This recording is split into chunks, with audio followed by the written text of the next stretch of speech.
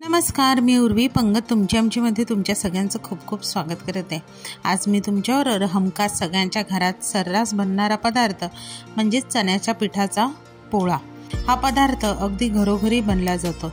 कधी भाजी नसेल किंवा कधी भाजी करायचा कंटाळा आला असेल तर हा चण्याच्या पिठाचा पोळा एक उत्तम पर्याय आहे। तसाच हा भरपूर प्रोटीनयुक्त आणि अगदी हेल्दी पदार्थ आहे। ह्यामध्ये थोडासा बदल म्हणून मी दह्याचा वापर केला आहे। तर चला वेळ न घालवता रेसिपीला सुरुवात करूया। आता इथे चण्याचा पोळा करण्यासाठी मी एक मोठा कांदा एकदम बारीक चिरून घेतला आहे। त्यामध्ये एक टोमॅटो बारीक चिरून घ्यायचा, कढीपत्त्याची 7 ते 8 पानं आणि 3 हिरव्या मिरच्या तेही बारीक चिरून घ्यायचा आहे। आता त्यामध्ये बेसिक मसाले घालायचे आहेत, म्हणजे लाल तिखट, हळद, धना पावडर आणि जिरे पावडर।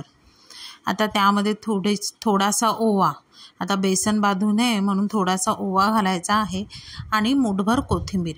आता हे सगळं व्यवस्थित अगदी चुरून घ्यायचं आहे, म्हणजे प्रत्येक कांद्याला आणि टोमॅटोला हे मसाले छानपैकी लागले पाहिजे।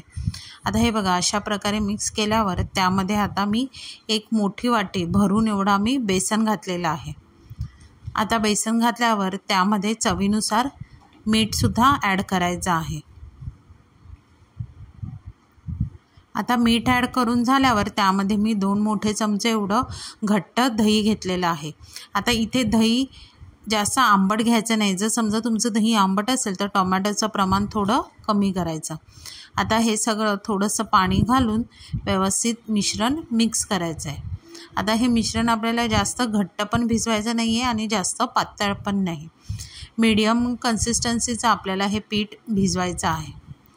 आता काय करायचं, त्यामध्ये आपल्याला पोळा कुरकुरीत होण्यासाठी आता तेलाचं मोहन घालायचं आहे। आता मी इथे 1 छोटा चमचा एवढं तेल कडकडीत गरम करून त्यामध्ये ॲड केलं आहे आणि ते पुन्हा व्यवस्थित मिक्स करून घ्यायचं आहे।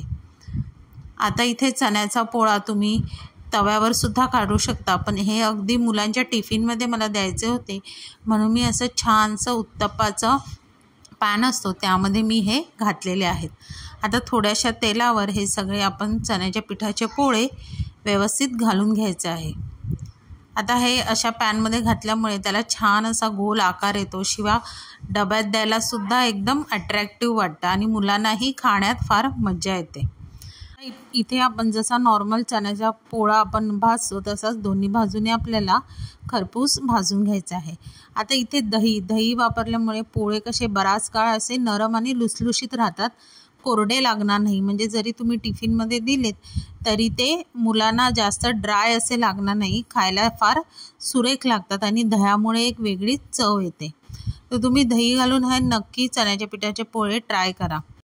आता टर्न मारून पुन्हा त्यावर आपण थोडं तेल सोडायचं आहे आणि खालची बाजूसुद्धा अगदी खरपूस भाजून घ्यायचे आहेत। आता अशाच प्रकारे हे सगळे पोळे मी इथे तयार करून भाजून घेतलेले आहेत।